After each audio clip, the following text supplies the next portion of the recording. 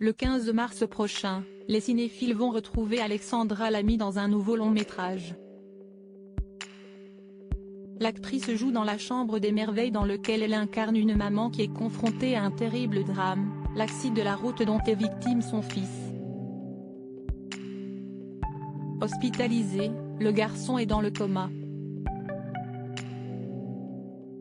Alors pour lui redonner de la force, elle va tout faire pour réaliser ses rêves. Un long métrage bouleversant. Dans le cadre de la promotion de ce nouveau projet, la comédienne était l'invitée de Laurent Delahousse pour 20h30 le dimanche, diffusé ce 12 mars 2023.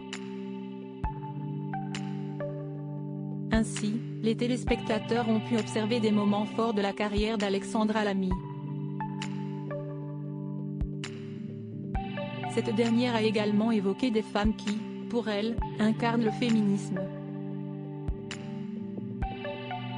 Le journaliste de France 2 lui a alors posé une question assez étonnante. Vrai ou faux?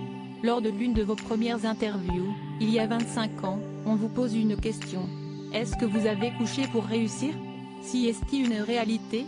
On vous posait ce genre de questions? Sans se démonter, la comédienne acquiesce. Bah oui évidemment, il y avait forcément ça. C'était encore les années.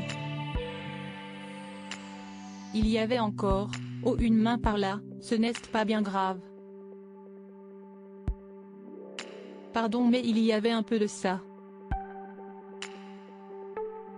Alexandra Lamy, une actrice engagée des révélations choquantes.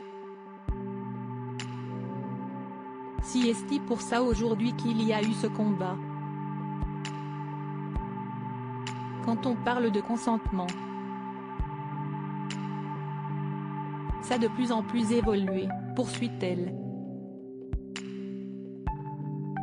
L'actrice, très engagée, n'hésite pas à réaliser des films ou téléfilms pour mettre en avant ses combats, comme dans Touché, le premier film qu'elle a réalisé.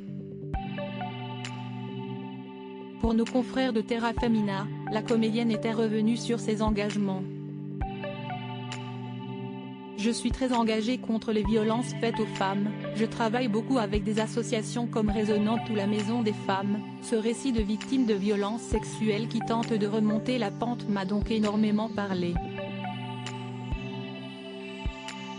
Et j'ai décidé de me lancer sur ce projet en veillant à bien m'entourer.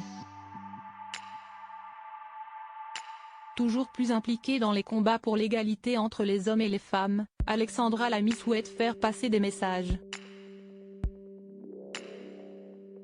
Je me suis beaucoup investie pendant le premier confinement, en pensant à toutes ces femmes qui allaient se retrouver enfermées avec leurs bourreaux. On a travaillé avec la gendarmerie, les pharmacies, les commerces de proximité pour dire aux femmes que nous étions là. Si est à cette occasion aussi que j'ai rencontré Andrea Bescon, la réalisatrice de Chatouille tient un second rôle dans Touché, note de la rédaction, également très impliquée dans cette cause. Confiait-elle au Point.